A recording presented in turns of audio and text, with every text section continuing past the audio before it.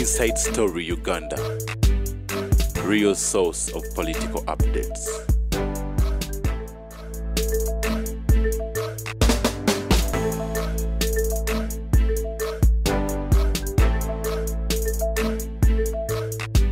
Ebitiisa bineno. Ozita tenti, gobadoloza ntenti. Ate bintu. Tulinga abali mu wozoni. Lwaki okyaza omunene? Tamale. Kyokolere wo programu labenga banajjawo. Era tebayinza kujja bwembeera eri ewange ejjokolera. Naye kuwa balesi. Nawe kenyini wayambadde bibomboola. Mbeera yetwambaza. Tamale. Gwembuulira saaga kingweko nga simanyi. Tewali buzibu.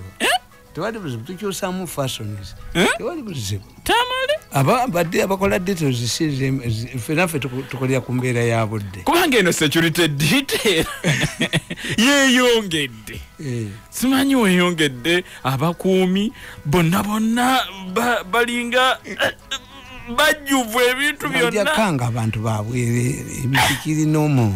Let me tell you, kakati olaba analysis. Tinabaga nti nsereko yanzirukako. Obulira abasajja bwe boogedde. Nti in the process of okutereza social media, it has backfired on his political career. Era nakugamba, Bobi Wine is aware because Bobi Wine receives intelligence reports every day from government. Bobi Wine is aware that there will be a by-election. Nalyoka asooka abayamba okujjamu abanuupu eri ewalala kigenda okuggwera ano nga muganda we yaliwo. This means era batugamba mu byobufuzi nti the government ekisinga obukulu nga eri mu campaign it knows the election date. It plans gwe tomanyi election date. The government knows it. Kati y'abakyala bajongerayo government yejimanyi. Omukazi yamanya. Omukazi yasalawe gye banaamugattira. Omukazi yasalawo olunaku lw'embaga. Because olunaku lw'embaga bwe lumusanga nga tali mu mbeera nnungi. Then the marriage was not consummated. Teba marriage. Yes. The woman decides. So kati ekyekiteeka kinene ekya communication ekyansereko mama nsereko kiggwerawo. Nsereko yete yamanya nti etteeka ly'ennyonyi ligamba first think of yourself ne bw'oba oyina baana before you think about others. Teeka lyaki eryo? Mu nnyonyi bakugamba. In the case of trouble, osooka kwerowoozaako. Yes, Nsereko did not think about himself. He did not think about his political career. Omusajja akugambye. Yes, he's doing good work to regulate kyatasobola kukola. But kubanga abo balina okuvayo amaloboozi gaabwe bantwale mu kkooti. Ate nyinza okuganga osanze abalamuzi abalinga Kyebukati nti I do it in public interest. What have you lost? Chicho if you are planning to wound, why are they fearing? When they started, they saw that they had blocked the official channel to the president. I resorted to public. Na ye ngaba ina abatiddemu mu ngeri ey'okugantino oyo musajja wa muhoozi ekyo kanga baana. Political science, you cannot be a political. Tewali muntu ali a political. Nebola betimu z'omupiira nawagiranga Manu lwaki ngefaanana express ya red. That's all. Kati Manu wagivaako waliwo abawagira eki nga wagira ki nti mulimu abaddugavu. Arsenal yes bangi bagiwagira nnyo nti erimu abaddugavu bakanu bangi toyinza kubeera political. Mu politics muli mbuzi ndaawo. Bwe bayita ennume tejja, bwe bayita enduusi tejja. Oyina okubeerako ne woogwa. Take a side bakubireyo and you must be open mbagamba. Tirubaale kyava Soitani kyeva tebawa kugikweka. Soitani naye teyagala kugikweka. Ebe yagala ojogereko nga bw'oyogera waneno nafuna sente lwaki Soitani atambula nayo. Wamma ensonga lwaki nze n'abakazi mbagamba nti ono omusajja bwakukweka nga tayagala bakulabe bwogera mulumbo bakumbaga noleeta bebi n'omumutuuzaako ng'ali ne mukazi we ekijja ne kijja omukazi n'ategeera nti eriyo omuki omulala oyina n'omwana but anakukweka kutuuka ddi. Get an opportunity. When you are supporting something, it must be a selfish reason. One of the reasons why I support Museveni is that provides security for me. oba siri mu government naina kyampadde but at least I'm safe. You must have nti muhozi muwagira lwaki. Muhozi lwaki omuwagira? Nekumbaga ye nagirwanira naki. Nisimulabanga 1-to-1. Muhozi naye abamulwanyisa be banwanyisa ekitegeeza. The enemy of my enemy is my friend. The enemy of my enemy is my friend. Okay. It's a principle in politics. The enemy of my enemy is my friend. The people who maligning Muhozi are the same people who maligned me out of State House. Ekitegeeza ekyo kibagatta. Ne Muhozi ne baba talina kyakuwa. Obeera satisfied. Alina kugamba nti bwobeeranga ne muganda wo nga mugagga nga talina kyakuwa tobuuliranga bantu. Oganze nagaana buganyi. Nze nagaana buganyi. Ye Kampala nagaana ogendayo. Ne buli waganda talina kyampafu abaganda tukugamba nti tufudde tuweddewo yabaguliza abalabe. Gwe lwaki oyogera nti mufudde muweddewo? Always identify. We only deny a positive when it comes to HIV. You resemble Museveni. Yes, you are not the first person to tell me. You resemble Nabagereka. Yes. Banji bachi are you related? Kirabika. Maybe abaddugavu munnange tumanya taata gye yayitira. The only person you deny is Koni. Criminal yo mwegana. But you never deny a positive unless it is HIV. Njono muvubuka yeyita Kaguta nga talina Luganda na family ya Bakaguta nabo ne bakkiriza nabeera n'amaanyi mangi na Kaguta tumwebaze batambula bonna tumwebaze ono ye Mavunzo ne Mabebere Mavunzo bwakulembera mu Mabebere navaako emabe nekajja kakati komyensi yonnako kasajja nenga nikinemu baje katumira kigezi hai nti ayina ekiwala atanga ekya Museveni. That boy has never been a relative or a distant relative. Ani goita boy nawe Tamale. Oyo Kaguta. Nekati gomyensi nagamba Kaguta. Yali agoba mukodomi wange mu kibanje Nansana. Nga bali ne Takuba. Nala disi oyo nga yala disi. Ne muganti nzija ne coffin yezi. Satu. Sigenda batta. Nengenda kuteka mu coffin ne Takuba muteke mu coffin mbasole ku police ekawemba. Ne DPC. Mwebale abali ku Facebook page ya Kiwala Mukasa Chiku ne Apale FM Uganda Naduma Ntege Shafik kayate okiraba Julius Health mumpe sente ne Alvin Rams account naziba wa mutekeko sente. The battle is over money. Sinza kudda waffe mu kyalo nga bwe najja tekiriyo. Toso akola ki? Sinza kudda yonga bwe najja najjira ki? Twajja kola sente Kampala mu kyalo eri emirimu. Sobola kula nkolokolo mu kibanja kya mu lusuku lwange ne malako omwaka. We did not come to Kampala to work. We came for money. Machi masente. N'abaganda bennyini, abaganda tweddira ebika byanjawulo, tweddira enkebuka. Enkebuka ogimanyi?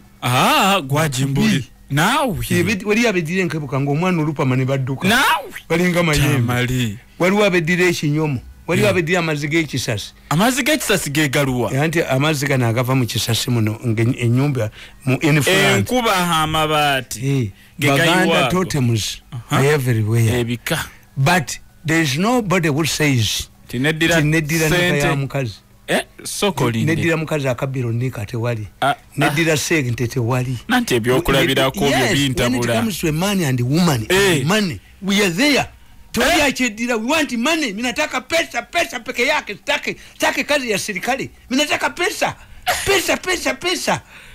but ekesente ku account yange bo bogedde nze ntobe nabo ntebe ne kibirangazi kwate kala pe nze njagala mutekeko otisa URA amazike kutia za amazike oyaga amazike ngere ku machanga ku account yange kweziri amazike ndabazi kwata konkubire muzeyi nti wa nina diru yange eye kimafu yeye njagenjagate wa musolo ndaba anze njagala wale feniazi kwateko obalewe kibirango wali yo financial intelligence authority FIA amateeka nyumba ya nabubi akwata ukata kwata biyenje gwe mutekeko sente zange ku account URA ejajjako Tamale gwe kola omulimo gwo gwe tobuuza kola omulimo gwo gwe kola omulimo gwo kinyozi tagoba mutwe gwa muntu oba gufaanana gutya oba shape ki gwe musale fashion sala fashion gwe sooka okole ekisooka teeka sente ku account nzisangeko ku mande billions nze ndabazi kuwatako obenjaga bagikubako ticket government yesoko temako nazifuna njagende wa muzeyi mugambe olutalo nawe obadde olumanyi nezange bazimpa ne bazibba basasudde zizino ku account kwezi naye mpulya mbu kibirango simulogenje kubona atafuluma mu nyumba soko olinde nanti ne bwomuloga kibirango si office ba commissioners abalala bazitemako kanenda abaana mungona ko mutyo muwanvu kayambadde bulungi ddala kakutte n'amataga bongo yayimbanga bulungi ddala mu ddoboozi eggwanvu ti ekyokulya kyange nkifunye era bannange mweraba era bannange muliddamu okundabako mi Tamale nkwata sente ate nakimaki bwe nakusasula ettooke bongo wange muyina bwe nakusasula ettooke basi tetugenda kuddamu kulabako ate mundaba wa sikukyaze waneeno ngoma Yesu yajja okununula Yesu yajja kununula bwakabaka bwa kitaawe Mirundi yafadda mwina parliament mwina chimba koledde ekimala era abannange mweraba zikasaba bako nenzira bako bwezi kwa account bazikubeko nze tebadda mu lwali bazikubeko nze mmanyi bwe nazisa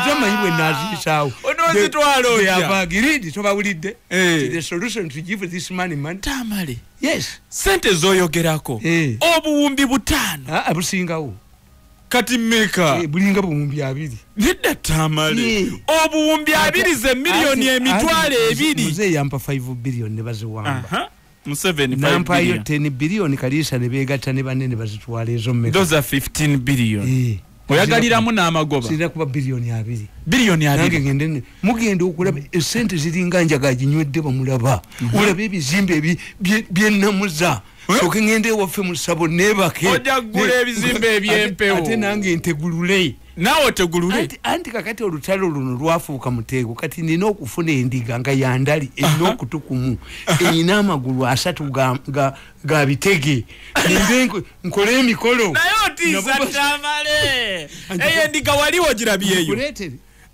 waliwo girabyeyo wakanangikuleetere agwe ebintu byombitya ebintu byombitya naye singa sibitya wandigirese otaluwedde kati njagala tuwogere ku byokulonda luli nabasomera bene kiwanukanga bwe bamu Kenya tusooke wano tutandikire wano twambuke tebyafaayo bya Buganda okuva mu 1896 ani nabwandika n'akatabo akalala bafunda ne Sserwajja Okwota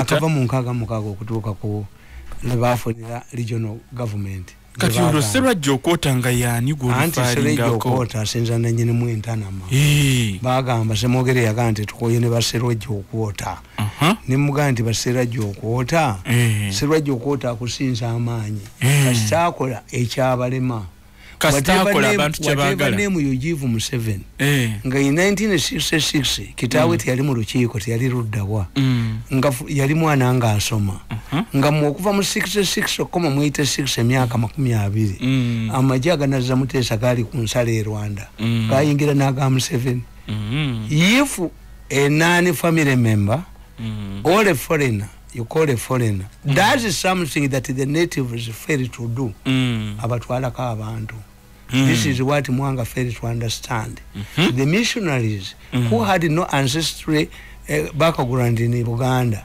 divided his kingdom into 2 nafuna abetegese okubatta njo nagenze Namugongo nalisifunanga mukisa genda Namugongo wagenze Namugongo ndagenzeeyo nalabye waliwo mutani wange asomerayo yabadde afuna gundi confirmation nabikyo mwenze ate ebyo sibirimu nawe n'ogenda nagenze ate kumisa oyambalanga sapule yo sikyagiraba kati no lutalo sirwabikira Maria duno lwani duno lutalo lwa shiriki lwa mandwa shiriki yekubya abantu nebawanika shiriki yekubya abantu nebawanika waliwo ekiseera kya kifaalu kifaalu okumanya walaba Amini Amini yali amanyi propaganda wa Baganda yakolayo kifaalu battalion anti amayembe ga kifaalu Amini yali musajja kifaalu battalion neyetuuma n'omwana ntulangira mwa afaanana Daudi Chwa aina omwana gwe yatuuma chwa mwanga chwa yali amanyi amini kupaganda wetu musobola kakati nkugamba ake namugongo katono namugongo kye nalabyeyo nalabya bifaananyi ebyo bikulaga nti these people were brave era mbagamba nti you see anybody who thinks that these people were confused by the missionaries that they would resurrect is missing a point. They were not killed on the same day. What courage nembagamba when Muganda gets a new idea it is the society, the kingdom that suffers. Buli Buganda lwefuna idea empya abaganda beetema mu the kabaka loses the center collapses. Ntikati gundi bakatikiro ba Buganda bagenda ne bagamba temuwa Museveni akalulu nga tukamuwa ngomulika gwani yatemanga bikaje kawolo motoka ya muliko jimanyi enyumba ya muliko jimanyi irike emipira yali ya muzungu ajivuga n'etambula kakati buli lwolaba mu Buganda nga muzemu idea empya it means that the center collapses. Okay, the region bali bakola kabaka yekaba kugamba ekibiina basoka kiita mabega wa lukiiko ne kikana okutunda ne bakituma mabega wa Namulondo ne kikana okutunda ne bakireta kabaka ku minzani abakatuli kibagana Ebipya yakubaka baka.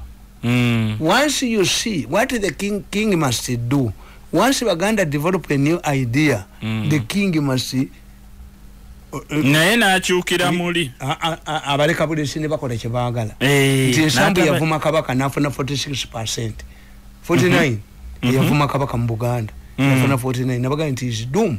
Ensambu zi victory spells doom for Buganda katika muswaga agenzi nanti bagala kutema korwaka yagifudde obukama bw'ekkuuki nti kati bwegase kwankole abamusajja kali nyinyi empale bagimujjemu ngamba kati bwegasewa yamayika ku kantu aka amasaza ga Buganda ebimpiira bagula migule mpira ogusooka bagugula bilioni emu ogusembayo bilioni emu kitundu abasuubuzi kati omupiira gw'ekkooti bagugula milioni 3 naawa assistant RDC omita Faizo ne bawa abasirikale abamu mu nkambi Masaka ne bawa DPC werakai timayega ayingire mugunde mulakayi n'ekitiibwa baleme munyega mayiga nakwata naganti eriyo omusomo gwa sirimu esese nakwata Babalanda nagenda naye mu hoteli y'omwana tu intimidate oyo omuwala mugumu asoma amateeka yababuuza nkoze kibiki bamujje mayiga sente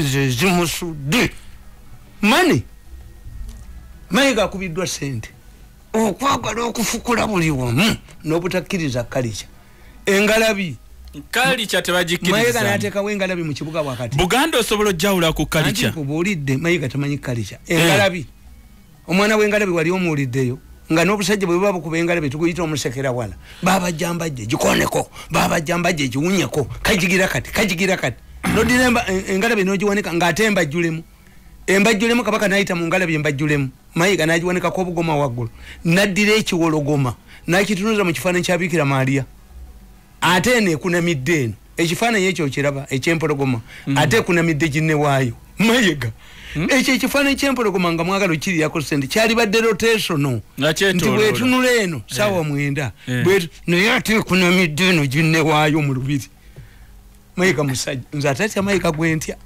kati nze era neko mbasomera mu byafaayo bya Buganda tugenda mu byafaayo kati mu byafaayo bya Buganda mbagamba tewali musajja yali alese bukodyo butamubba bululunga Kiwanuka Benedicto Kiwanuka ye musajja yasinze okuleeta obukodyo obukuuma obululu naye ate tewali mulala yali abwa adaputinze ate gavana yabugoba tebwakola naye kuwulira obukodyo bwa Kiwanuka obw'okuuma obululu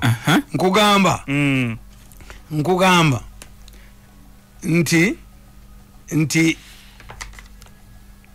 Kiwanuka bamukuba olukuba bamuwangula mbebaza abaliko Osbert tuli naawe Steven Stewart Sebagala June Mo Masiga Beka Abdul Jalil Ayubu Kiwanuka bamugana ye government yokka etategeka kalulu mu history Kiwanuka bamugamba nti amateeka ga Commonwealth gagamba oludde olumu olugenda okuvuganya mu kulonda terutegeka kalulu but at the same time ngakaluka nkaga mugumu yali chairman we electoral commission mukaluka nkaga mugumu ngatulondo olukiiko because the argument was if the olukiiko is democratic werondera abantu bayabiri mu ekitole babafuge you cannot control human being kakati yali chairman we electoral commission yali Abuma Yanja ate minister of education ye Mengo wabula ekiwanuka central government governor ya Mugana nkugamba one nti kiwanuka bwe yalabanga ebintu bikaye yagende wa governor Crawford namusaba nti abaami ba kabaka mu Buganda bajibwe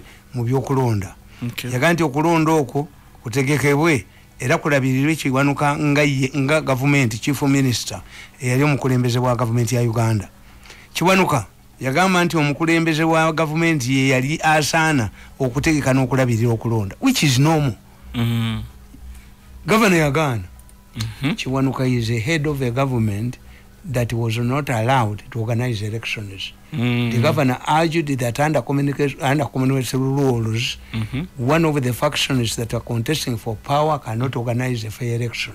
And therefore, the power to organize the elections of 1962 rested within the governor. Tichineji chali chibadde. Walala wonna. Nkugamba. Nti, governor, yawandikira kiwanuka ebbaluwa ng'amutegeeza nti ekyo kye yali asaba okuddira oludda olumu olwali lugenda okwetaba mu kulonda luvuganye n'olulala kyali kimenya mateeka agafuga ebyokulonda mu mawanga agaaliko amatwale ga Bungereza nti era amateeka ago ge gaali gatambulirako ebyokulonda mu Bungereza nti n'olwekyo yali tayinza kugamenya. But in Britain, one side, it is incumbent upon those in power to organize elections. In Britain, they even have snap elections.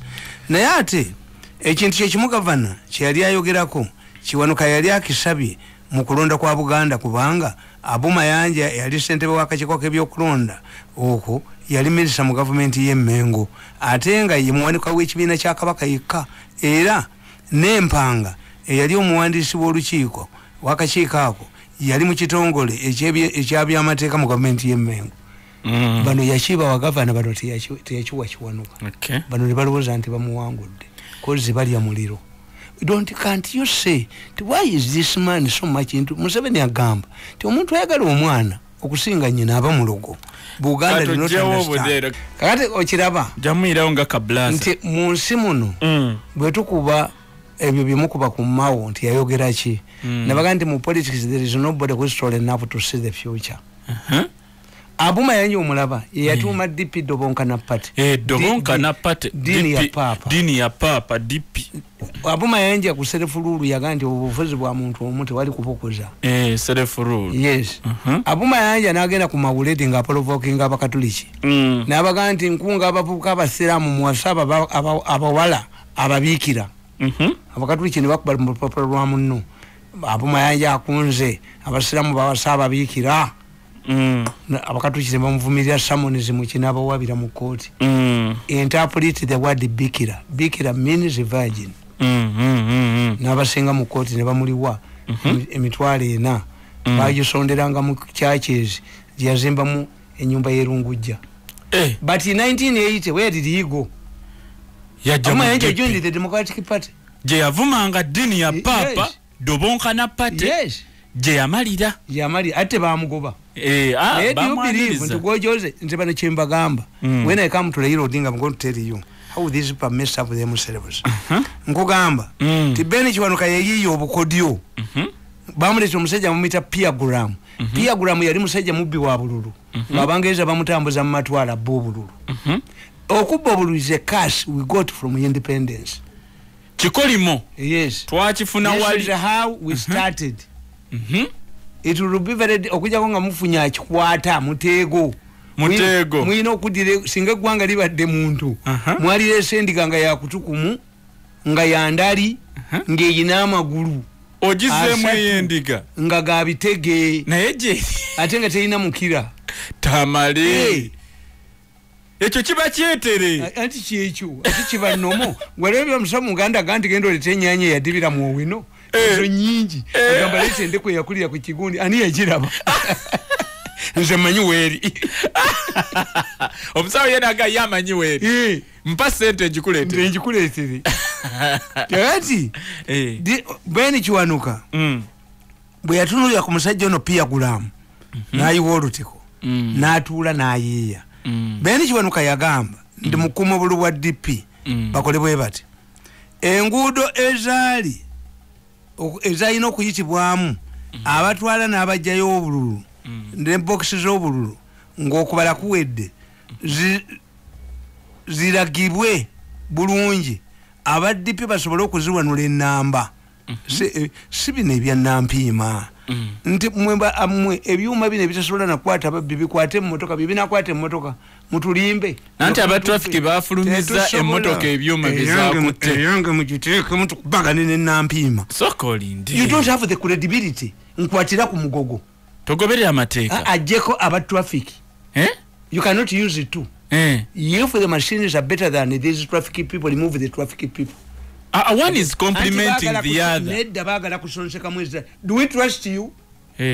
Baja kuteka mune motoka ya fedda nga mugale jiteriyo tukwatire wetuli nampima tukwatire wetuli ku mugogo motoka yange jikwata tugende maso waliwe sajja lyali pamvu bweri ne mu Kampala bali gobamu lyali musajja tomere motoka yange kali nonya yusi nabe mpira yijiro namugane da young man let us go to a free place wali ku Freedom Square twekube ebikonde tugende bwakayikulanga kuddemu amanyo the man was knocked, my vehicle has left aba police abo bagala nnyo yusi ne bwabanga traffic ewedde yebitala nalaba yusi oba yugi ajiyimiriza lwaki bazina ke fitina era yusi bwe bayeekulembeddemu oba yugi babuuze ba driver owa police wa traffic kuoneza kazi ayagala alabe kwenu oba ya military oba yaki ebyo nampi mujja kubyogerera walala omusanze tulaba nkugamba nti enguudo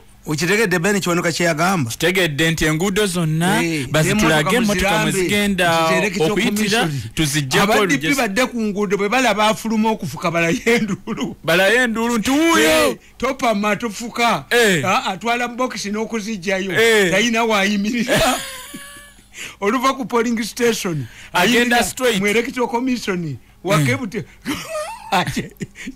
yekyani Beni Kiwanuka naleeta akakodi akokubiri ekirala tibagenti babesimbyewo babeere n'obuyinza okukebera enkalala z'abalonzi bakakase obanga ddala abantu abalonze benkana n'obululu obuli mu bokisi singa kisangibwa ng'obulu obuli mu bokisi businga abalonze abali ku lukalala obungi okulonda mu kitundu ekyo kusazibwemu 62 mu 62 already nga bwonga aleeta ebintu ebinamuyamba okuuma akalulu Kenya kasootuuka nga foto yo erabika mu screen era bwe kiri yegwe olutuukawo bwe bamala okulonda babazangalo naye ne basiba box olukalala ebivudde mu kulonda ne babiteeka mu box ne bagisiba tesumululwa olukalala olumu ne balukuwa olukalala lusigala ku box waggulu kyova olaba nti obululu obwagenze bukorespondinga n'ebifaananyi nanti era kati gwe buyingizeemu olabe nga ku kifaananyi toliiko kyebuvudde bulwawo obwekenya batulaze macuwa si maculite Kiwanuka akugamba baagenti n'abakulira ebyokulonda bayingire mu kifo awalonderwa singa omulonzi alwayo okoloki singa omulonzi apakiremu aba apakira naye olaba Kiwanuka nti yali musajja mugezi yali bwongo obulaba nkaaga mu ebiri nati dipping abagiyita brain power bwongo n'agamba nti obubokisi obuteekebwamu obululu mu kisenge gye buteekeddwa wabeere nga tewali luggi lwa mmanju lufuluma tubeera na lumu lwe luyingiza lwe lufulumya teriyo lulala lufumutukiramu eri ate nga ebisenge bimaze okwekennenyezebwa ng'okulonda tekunnaba okukakasa tewali muntu ebimu bya plywood waliwo story ya plywood amanyo kasokole birino mu bwenzi tobusobola kakati yo omukazi bali bawumudde ekituli mu plywood ngendo yateekayo ekifaananyi kye ozo oli onakonkonera ku oli omwenzi onali eno n'onali eno naye wakati plywood Tamale mbozi zo tugende maaso tugende mu kalulu omusajja zijja mu stories z'obwenzi sajja atamiira alemera eno ku kisenge mukazi we gye yasulanga tawulira omusota ekiro gumwandulira amalusu naga nti kankukwata engunywezi ate yakwata musota lwategeera nti ddiru kino ekifaananyi kya bulimba omukazi akiteekawo obuteesi naye waliwo ekituli kya plywood tugende maaso ye kiwanuka yakugamba kiwanuka tubeere ku kiwanuka oyo tonziza yeti tukebere oba plywood erimu ekituli oba ddala kisenge kya concrete tumale kuteekamu bululu akugamba nkugamba baagenti n'abakulira ebyokulonda bayingire mu kifo awalonderwa ng'omulonzi alwayo kakati nkugamba nti obukalu bwakiwanuka gavana Walter Coates olwabutunulamu n'abusuula mu kasero ng'agamba nti tebwetaagisa ebyava mu kulonda okwo nakwo okwalimu obubbi obuyitirivu kwali bwe kuti UPC yafuna ababaka 37 DP yafuna ababaka 24 ate DP abalonzi baali emitwalo 4 mu emitwalo 7 mu 256 ate UPC yafuna obululu emitwalo 5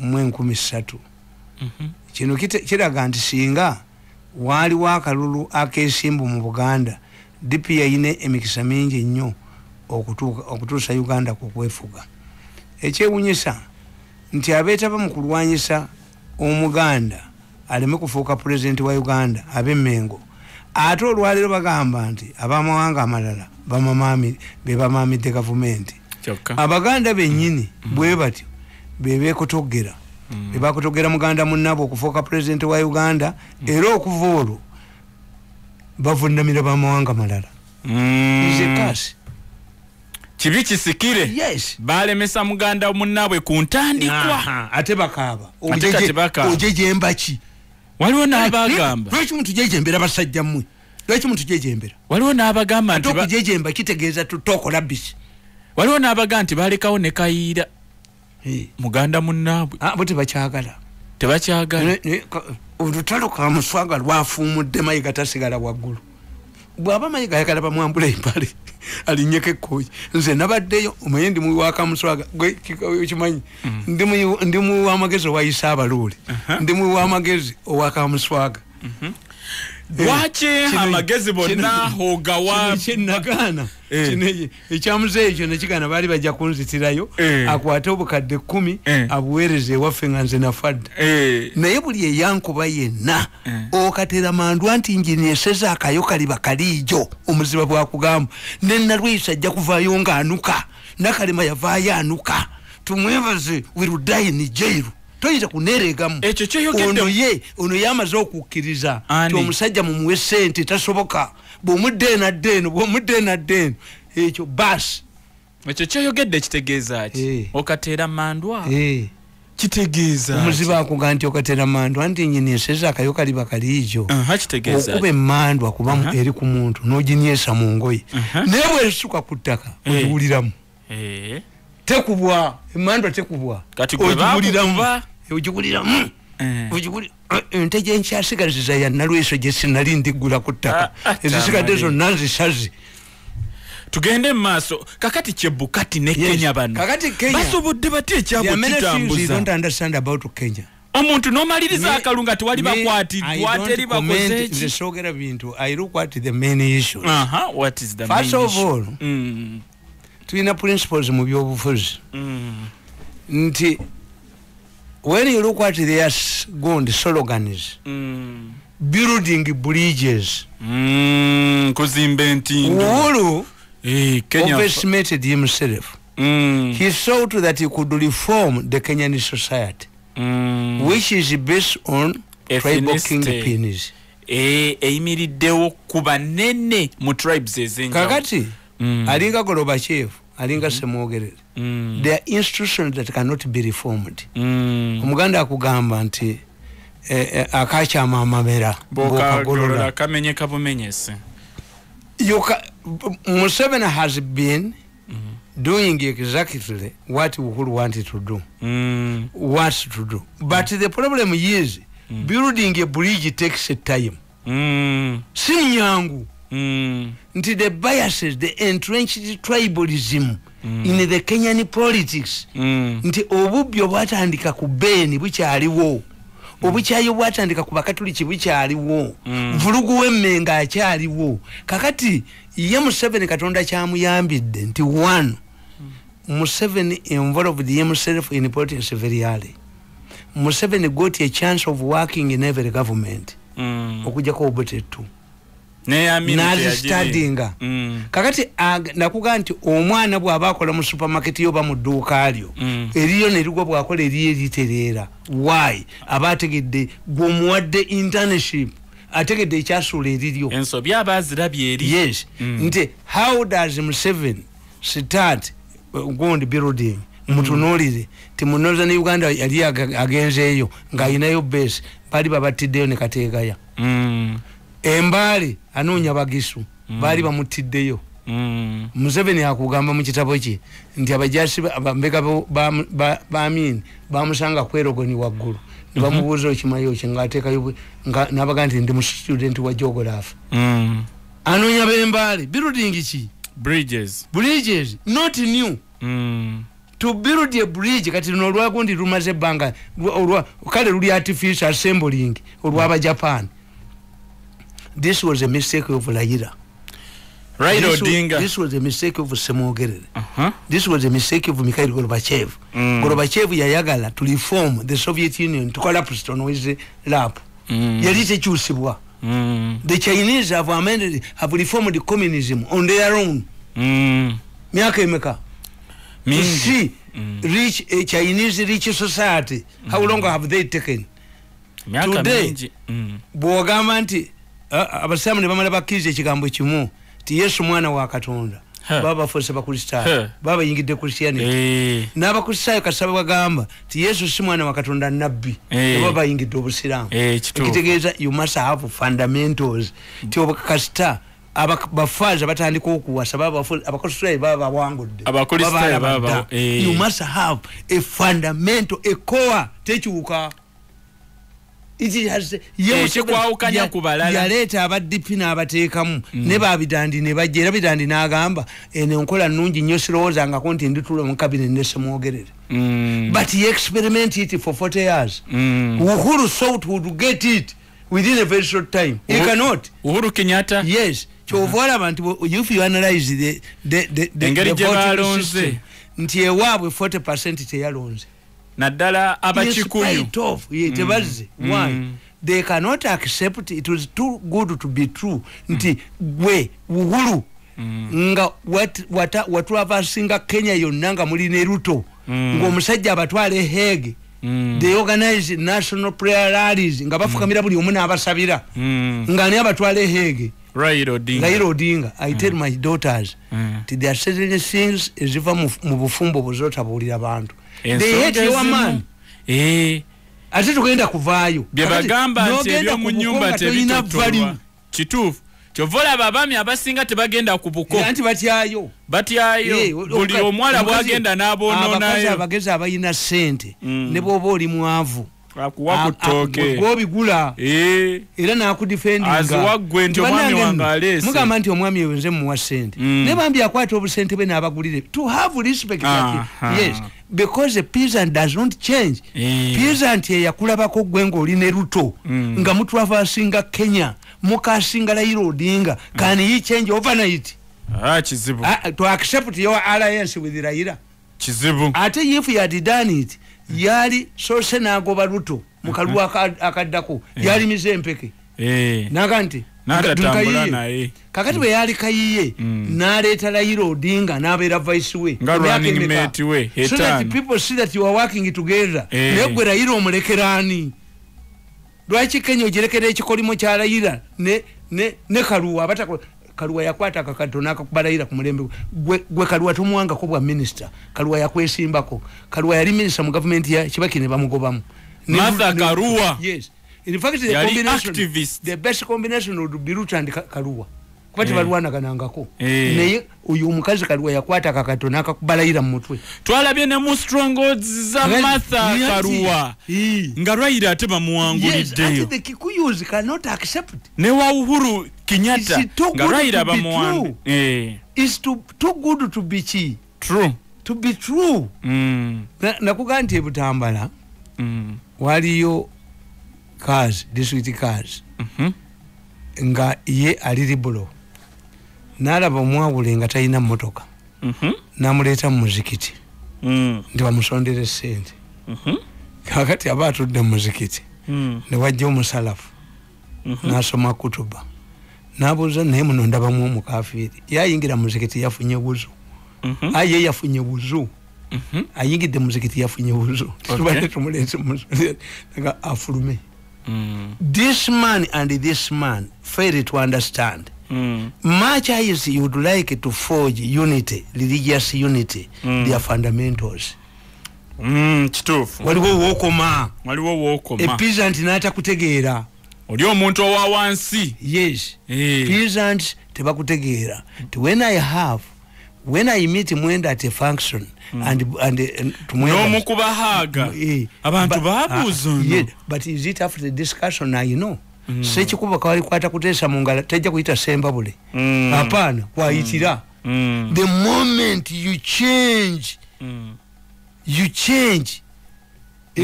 abantu kyebamanyi kyekisudde babidanje inake bwekoledde londa Museveni kakati ate Museveni yakoze eki ngutugamba gomwesimbako ekitegeeza interest osoka kutubuulira nti akoze eki Museveni. Are we talking about a different Museveni or you are now discrediting him so that you take a power from him? Kati Raila ne Ruto waneno mu nsonga zino ekyo kitegeedde nti nkubulidde the mistake Uhuru did was to create bridges in a society that needs a lot of time.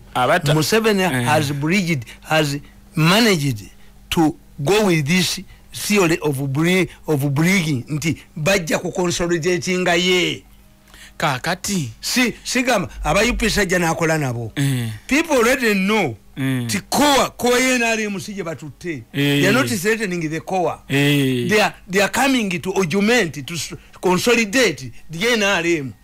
This message did not percolate to the Kenyans and Uhuru was going away Uhuru ngagenda tuleetera abantu abakusperimentingako.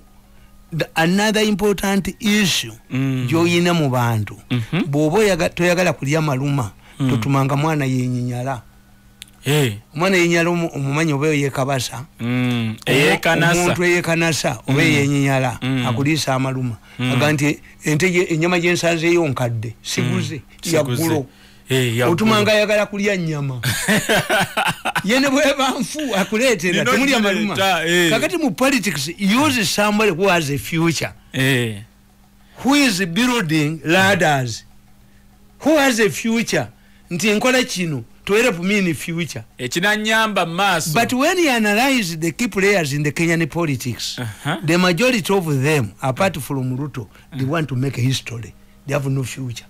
Martha Kaluwa who wants to go akadi his concern is legacy no kola history tinze mu Kikuyu eyayamba abajaluwo okwata power kituufu omutegedde oyo ono gundi Raila Odinga anonya history nange nafugaluwo to get power after struggle ekyo ono Kaluwa naye mukadde Martha Kaluwa alwanye nnyo naye nga tatuuse the first woman to become vice president.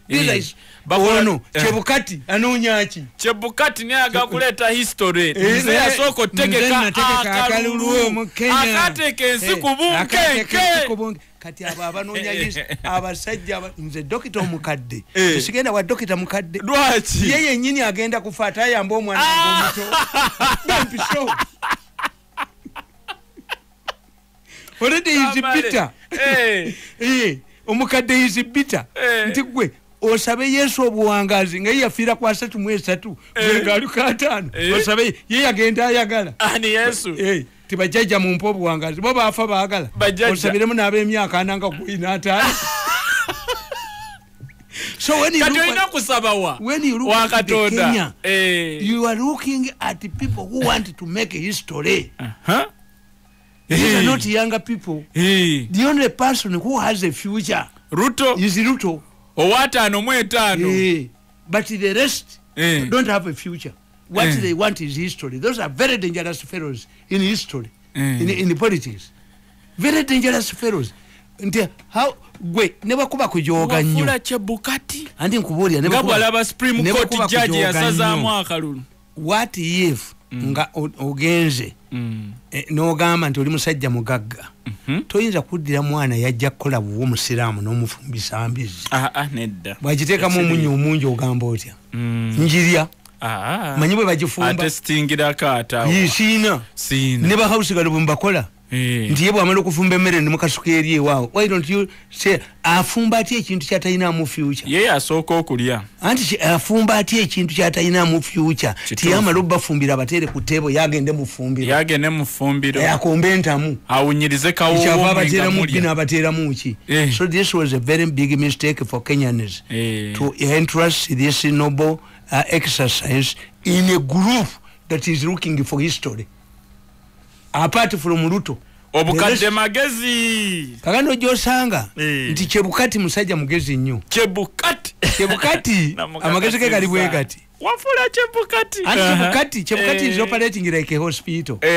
Hospital ekigibeezaawo nti waliwo abafulumanga balina mayiti n'abafulumanga balina abalongo. Kituufu tewali beegatta ku kyaddwaliro. Eddwaliro beefungiza ku lyokyanga buli agenda mwafa. Once you see abawonye n'abafudde kakati katalabera eddaliro lye Gombe gundi yalumba Kivumbi ono Prime Minister Nabbanja Robina. The question is why are the key players in Butambala not interested in what Nabbanja was talking about? Kigongo Java, Mwanga Kivumbi Java, Aisha Kabanda Java. Yes, kitegeeza lirimu ebirungi byerikola. But Nabbanja would have responded on this grant dichi. Era namuga Nabbanja agenda gobya Nancy gwe yasangawo. How come that you found this Nancy there? Nga banne baliwo. Oba ye routine. Walaba wabadduseemu. Nabaga nti when you see a line of jerrycans ono gonde pipe y'amazzi katapu nosanga olayini nonti kagenze temporarily otherwise nga gagenda dda tobasangawo. Kituufu kakati agamalwaliro Nabbanja galumba bali abantu bali used nti dokita tumulinde essaawa 10 ava mu but at least akola ki ajja kakati gwe mukwata omusibe olabe kati olwo Chebukati anti Chebukati ye kyakukoze kiri kimu kiruwa nti as you wait patiently waiting for the leaders of the president is a senate ne parliament azifulumya ne bazaba governors zonna zifuluma. That is strategy. Bali mukubuka bali bajaganya kakati agenda bavumbagalira wali nti electoral commission yojuwakanyaji gwe yakulangi toyinza kugamba omusajja ali sensible nti kato wange waso si wange babiri wange nakato si wange you must deny all of them. Bombi obegana bazina mazina ku bwa governor bazina mazina ku bwa senate bazina and tukita inoculation theory nti abantu prepare them for bad news. Nti abali mwenkerevu Roma okulonda papa balwawo bakushanze balumba enclave ne bagikuba ne bakanina ne babakubiramu kakati ne badevelopinga nti bagenda ne batekayo omukka omuddugavu tukyalemeddwa ne batekamu omukka oguli right abantu ne baguma banatira okutoka kwani kugwe banalangirira wangudde obwa papa nti banyaffe bali bagezi nnyo very strategic bwe yabanga emmere nga yabalaba enjala ebaluma n'aleeta akataasa n'akateeka ne mga tugera kunaaba mu ngalo yabanga ali awo n'aleeta bakayitanga katya akawempe n'akakola tugera ku lujju n'abaga muleete sowaani muzeeko awo nga batwala step by step so that you don't lose ki ne mu Buganda tukuga nti omulanga teguyita mu kyalo katutandikirawo wenyini empologoma bwejja ku kyalo obubwa bwonna waliwo obukangaza ne busigala nga bubuggula kakati twatandika pulogulaamu yaffe eno esooka mu miso files ndera bagamba njaga nti eddoboozi lirye ajje asobola okamu out and identify your way netteeka lyaserukira kusiru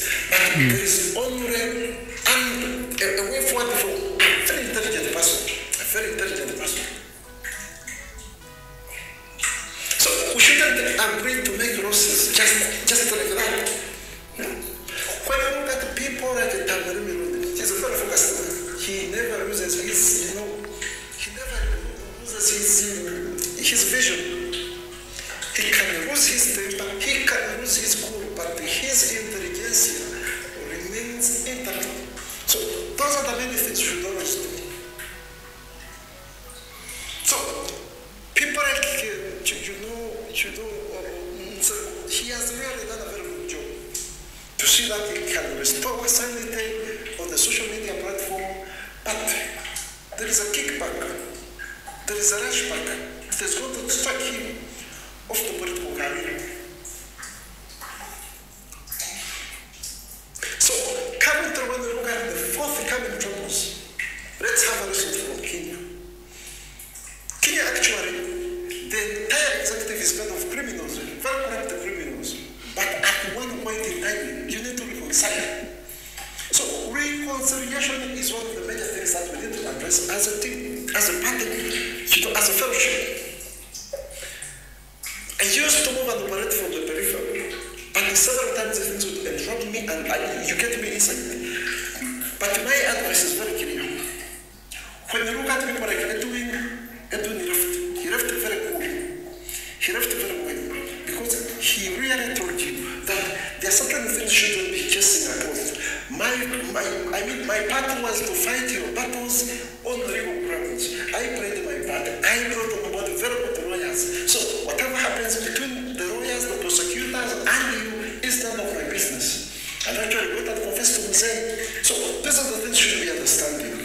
And we should really understand very, very clearly. We know we have a challenge that most of the discussions we have, they get entrapped. And you know very well what I'm was going to say. And they deliver this information, and the information gets to say very quickly. It trickles down. Remember when the people like Nachogo were leaving offices? Remember when we were clear, there are certain audios that really came from Tamale, and they were from Miso. They had been recorded. So which means at that time, that woman was a conduit that used to take this information to the president, which was sent out to control. But in a nutshell, what are we talking about? What is the main point? In this, we need to separate very careful. Protect your vision. We all know there's a lot of trouble coming, but it is also upside for the fact of the Ebipya project. So if there is the Ebipya project, that simply means we have to be very careful. If you say to be the rival of MK, the president is going to handle it himself until you're totally deliberated and disambiguated. So we should be looking at all of these factors because it is a must happen. We should always think and think critically. We should always think and think vigorously. So to me, there's certain things I've been looking at the back. I don't think you know them for a fact that they might be simple and you ridicule them, but in the end, they have very devastating impact. Like you see how it is looking. Who is behind the regrafting of this case that you had really overcome, spending over $30 million? So we are looking for another $30 million to make it a total of over $60 million. Who is behind it? If Tamale is still doing a lot of work, a lot of releases, a lot of follow-ups, who is behind it? The investigation team was here. Who did they meet? Did you take the energy? Did you take the courage, the honors to follow up on whom they want to meet? It's a very chance that people are in the world and so many others were made. We need to be simply very careful, very, very careful. is a very volatile situation we're headed into because of the MK project. As you know, Tamale Mirundi is an MK person. On the estimate of that one people, he's there in the top table. So we simply have to be very careful, very, very careful. So to me, my final advice to say is that if there is a pursuit for Tamale to get money, just influence it, just accelerate it, so he can get money to get another version of Tamale who might not be what who very fast. Because really, money can and this cast of money brings haphazard tempers, very, very unstable tempers. So let us have a look at that. That is what thank you. My brother, thank you very much. I know this is also in the project, but I believe we have common other factors, other common factors that we can really follow. I thank you for the advice. Me personally, I need to tell you that I'm not interested in fighting with Tamale. And there is not a single day I want to fight Tamale because I know Tamale is a big force. Tamale is a media world. You attack him from one side, he gets you from the other. So